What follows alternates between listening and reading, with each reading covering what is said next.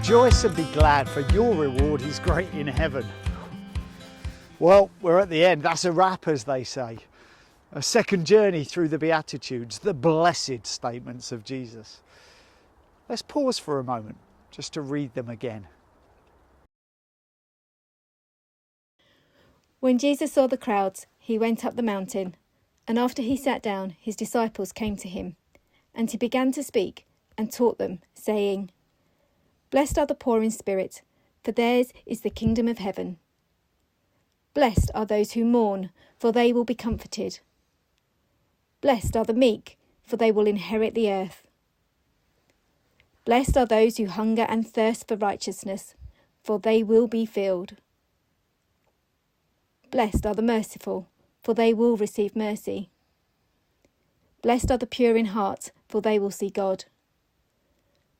Blessed are the peacemakers, for they will be called children of God.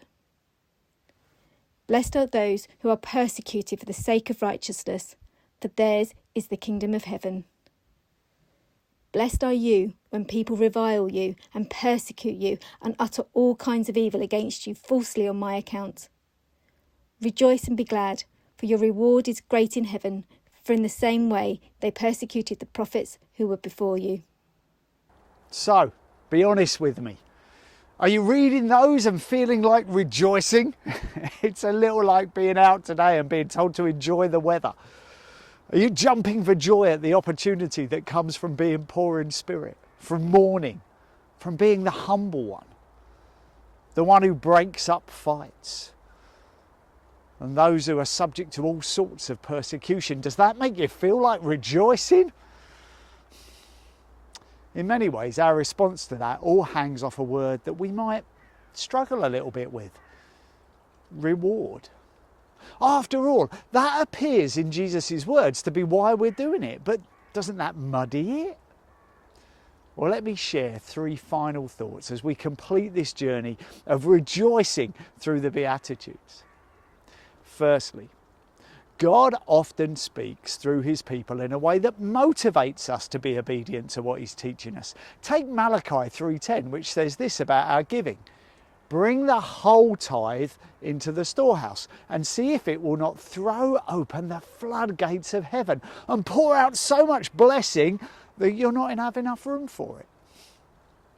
God didn't have to promise blessing for doing what he required, but he did.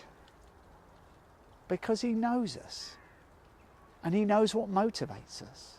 Secondly, all the way through this list of blessings, Jesus has been inviting us to have a different perspective, to reflect on what makes his kingdom different. If it wasn't upside down, if it wasn't radically different, well, we could just be good people, and that would do. But Jesus is calling us deeper, helping us see that the things we do in our earthly lives are simply a preparation for something that's so much greater, so much better. Third and finally, the language used here denotes not an encouragement to rejoice and be glad, but a command. Clearly that gives us a choice as to how we might respond. But let me ask you, what if?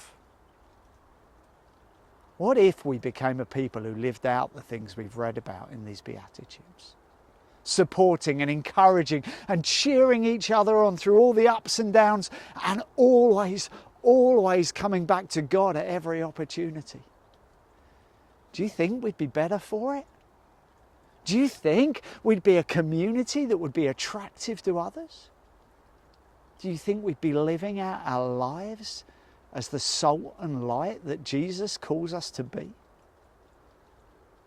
I do.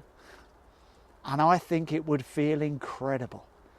A chance to rejoice and be glad to share in God's kingdom blessing today and tomorrow. Church family, be blessed.